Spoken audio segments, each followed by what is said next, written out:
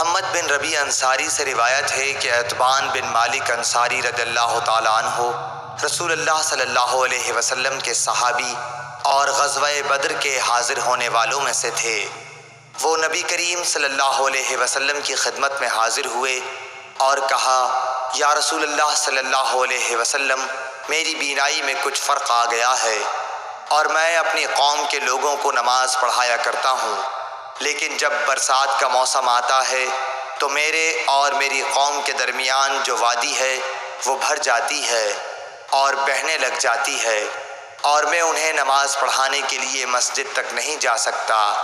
یا رسول اللہ، میری خواہش ہے کہ آپ میرے گھر تشریف لائیں اور کسی جگہ نماز پڑھ دیں تاکہ میں اسے نماز پڑھنے کی جگہ بنا لوں۔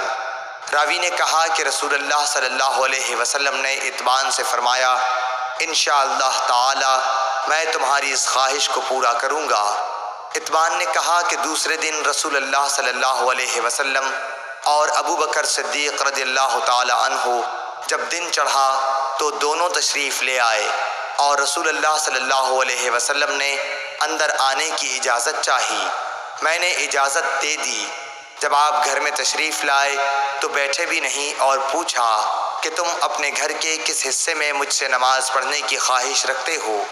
عتبان نے کہا کہ میں نے گھر میں ایک کونے کی طرف اشارہ کیا تو رسول اللہ صلی اللہ علیہ وسلم اس جگہ کھڑے ہوئے اور تکبیر کہی۔ ہم بھی آپ کے پیچھے کھڑے ہو گئے اور صف باندھی۔ پس آپ نے 2 رکعت نفل نماز پڑھائی، پھر سلام پھیرا۔ عتبان نے کہا کہ ہم نے آپ کو تھوڑی دیر کے لیے روکا اور آپ کی خدمت میں حلیم پیش کیا جو آپ ہی کے لیے تیار کیا گیا تھا۔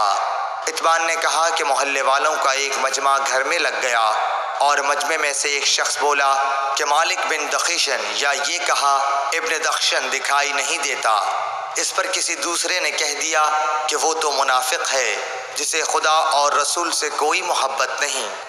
رسول اللہ صلی اللہ علیہ وسلم نے یہ سن کر فرمایا، ایسا مت کہو، کیا تم دیکھتے نہیں کہ اس نے لا الہ الا اللہ کہا ہے اور اس سے مقصود خالص خدا کی رضامندی حاصل کرنا ہے؟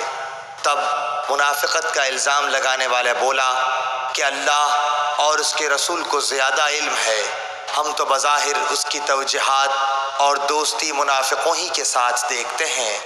رسول اللہ صلی اللہ علیہ وسلم نے فرمایا کہ اللہ تعالیٰ نے لا الہ الا اللہ کہنے والے پر اگر اس کا مقصد خالص خدا کی رضا حاصل کرنا ہو دوزخ کی آگ حرام کر دی ہے۔